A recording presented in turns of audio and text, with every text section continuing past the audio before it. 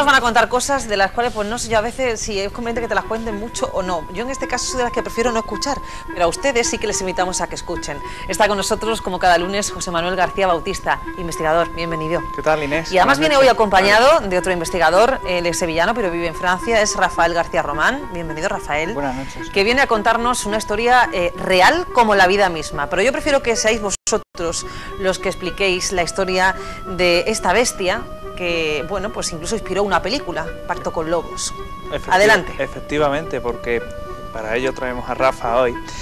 Vamos a hablar de la bestia del Gabadán. Él lo pronunciará mejor que yo, sin duda, que es una historia que ocurre en la Francia de 1764, bajo el reinado de Luis XV, y que, bueno, aterrorizó a la comarca, porque era un animal, o se decía que era un animal, un pretendido animal, que comienza a matar en la zona, provocando una multitud de víctimas mortales por este hecho increíble. Y a partir de ahí surge esa leyenda de esa bestia del Gabadán, que sin duda Rafa nos puede ya introducir en el comienzo de esta historia y bueno, en su desenlace. Una historia real, Rafa, que tú has investigado. Totalmente real y totalmente documentada. Venga, pues cuéntanos, a ver. Forma parte de la historia de Francia, yo siempre suelo decir lo mismo, ¿no? Al igual que todas las víctimas que murieron bajo sus fauces. Un total de 140 víctimas mortales y una cantidad innumerable de víctimas, de heridos y personas que lograron sobrevivir a sus ataques. Estamos hablando de un extraño animal de gran tamaño, similar a lo que podía ser un lobo, pero del tamaño de un asno.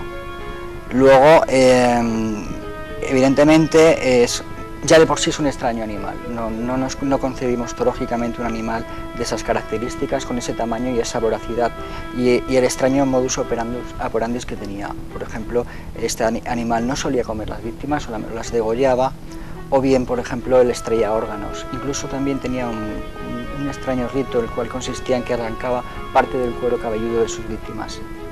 Sobre este tema, esta historia en Francia es bien conocida, y de hecho, aún en la comarca a los niños pequeños se les suele asustar, al mismo modo que aquí en España se hace con el coco, viene el coco, viene el hombre del saco, pues se dice, sé bueno o viene la bestia, ¿no?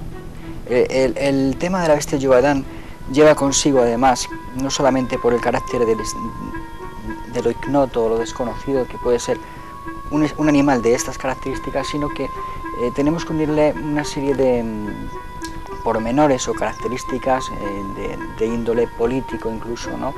Puesto que ya en la época Francia, estamos hablando del 1764 hacia 1767, son durante 3 años los que este animal va incrementando sus ataques, va atacando y matando, asesinando a muchísima gente.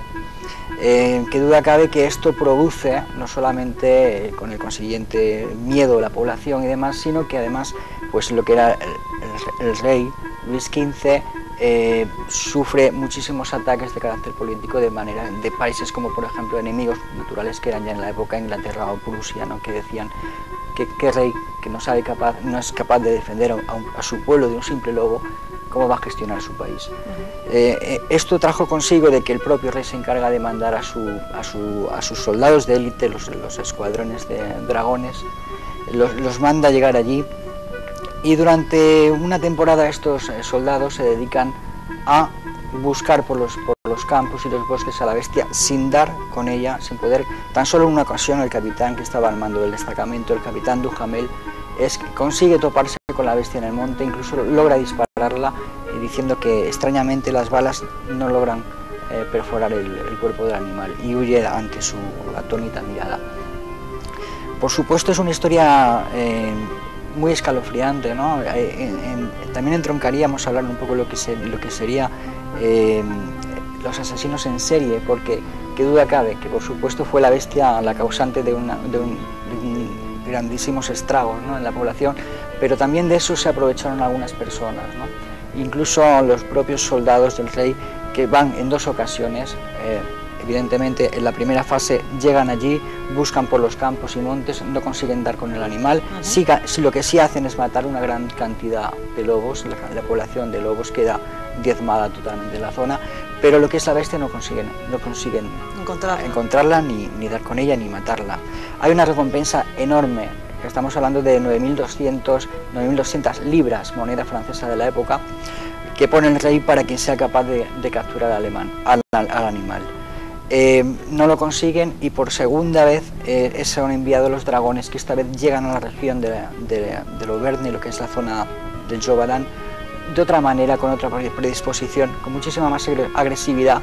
Digamos que llegaban en una actitud de guerra, molestando a los propios campesinos, que son los que se tienen, por otro lado además, son los que se tienen que encargar de darles de comer y de encargarse de la subsistencia de las tropas.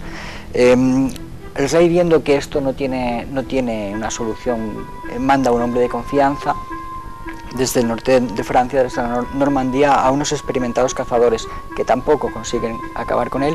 Lo que sí hacen es matan a un gran lobo, una loba, un ejemplar femenino, de hembra, perdón, y lo presentan así en Versalles ante el rey, ante la corte, como diciendo: esta es la victoria. Aquí está evidentemente lo habían maquillado para la ocasión, para darle un aspecto más feroz. Y este hombre es condecorado y el tema de la bestia se olvida.